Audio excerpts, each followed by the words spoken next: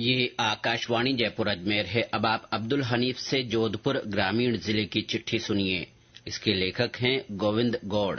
प्रदेश के 100 युवा और प्रगतिशील किसानों को प्रशिक्षण के लिए विदेश भेजा जाएगा। इनमें जोधपुर खंड के 10 युवा किसान भी शामिल हैं।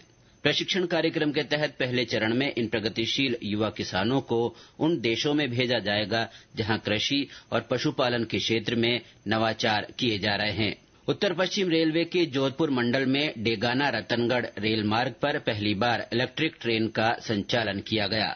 इस रेल मार्ग पर बांद्रा जम्मूतवी विवेक एक्सप्रेस सफलतापूर्वक चलाई गई। मंडल रेल प्रबंधक पंकज कुमार सिंह ने बताया कि डेगाना रतनगढ़ रेल मार्ग के बीच इलेक्ट्रिक ट्रैक पर सवारी और एक्सप्रेस रेल सेवाओं का संचालन शुरू हो गया है। वहीं अब जोधपुर से डेगाना रतनगढ़ के रास्ते राजधानी दिल्ली तक इलेक्ट्रिक ट्रेन भी चलाई जाएगी। एक पेड़ मां के नाम मुख्यमंत्री वृक्षारोपण महाअभियान और हरियालो राजस्थान के तहत जिले भर में सघन पौधरोपण किया गया। नगर पालिकाओं और पंचायत समितियों में बड़ी संख्या में पौधे लगाए गए। इन गतिविधियों में विभिन्न स्वयंसेवी संस्थाओं ने भी बढ़ चढ़कर भाग लिया। हिन्दी दिवस पर जिले भर में कई कार्यक्रम आयोजित किए गए।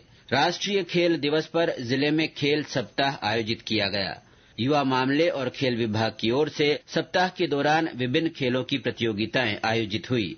अंतर्राष्ट्रीय साक्षरता दिवस के उपलक्ष्य में महिला अधिकारिता विभाग की ओर से जिले में विभिन्न जागरूकता कार्यक्रम आयोजित किए गए। पीपाड़ उपखंड के राजकीय उच्च माध्यमिक विद्यालय में बालिकाओं के लिए पोस्टर और निबंध प्रतियोगिता रखी गई।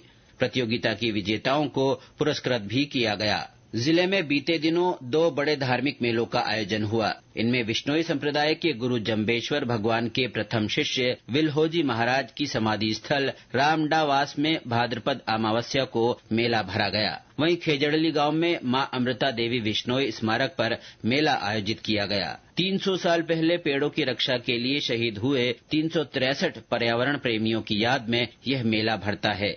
मेले में उप मुख्यमंत्री दिया कुमारी ने शहीद अमृता देवी विश्नोई के नाम पर बनाए जाने वाले जोधपुर खेजड़ली 4 लेन सड़क मार्ग के निर्माण की घोषणा की।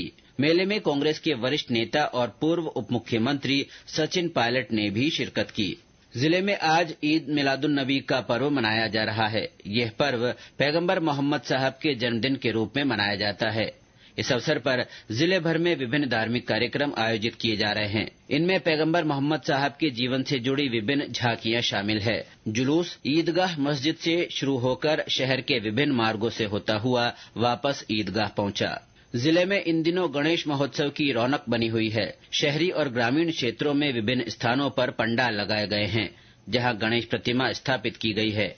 यहाँ रोजाना धार्मिक कार्यक्रम आयोजित किए जा रहे हैं। 10 दिवसीय गणेश महोत्सव का समापन कल अनंत चतुर्दशी के अवसर पर विसर्जन के साथ होगा। वहीं इस बार महोत्सव में विभिन्न पंडालों के माध्यम से पर्यावरण संरक्षण का संदेश भी दिया गया। पीपाड़ नगर पालिका क्षेत्र में प्लास्टर ऑफ पेरिस की जगह चांदी और धातु की गणेश प्रतिमाएं स्थापित की गई हैं, जिससे विसर्जन के दौरान नदी और तालाबों का पानी भी दूषित नहीं होगा और विसर्जन के बाद इन प्रतिमाओं को अगले महोत्सव में इस्तेमाल किया जा सकेगा। जल झूलनी एकादशी पर जल महोत्सव कार्यक्रम आयोजित किया गया। जिला स्तरीय कार्यक्रम में 1,500 से ज्यादा ग्रामीणों ने भाग लिया। इसके अलावा 14 पंचायत समितियों की ग्राम पंचायतों में बने तालाबों पर जल महोत्सव आयोजित किया गया।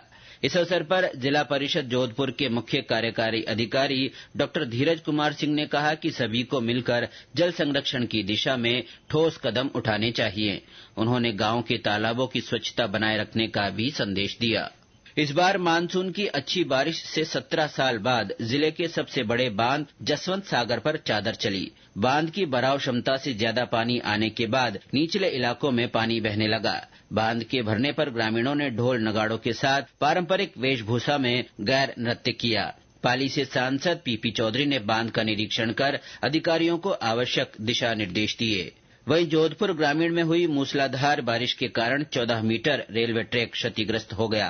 तिवरी और मांडियाई के पास जोधपुर जैसलमेर रेल मार्ग पर पटरियों के नीचे से पानी बहने के कारण कंक्रीट और मिट्टी भी बह गई। इसके कारण रेल यातायात बाधित रहा।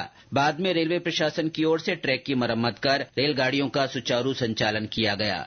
इसी के साथ जोधपुर ग्रामीण जिले की चिट्ठी समाप्त हुई।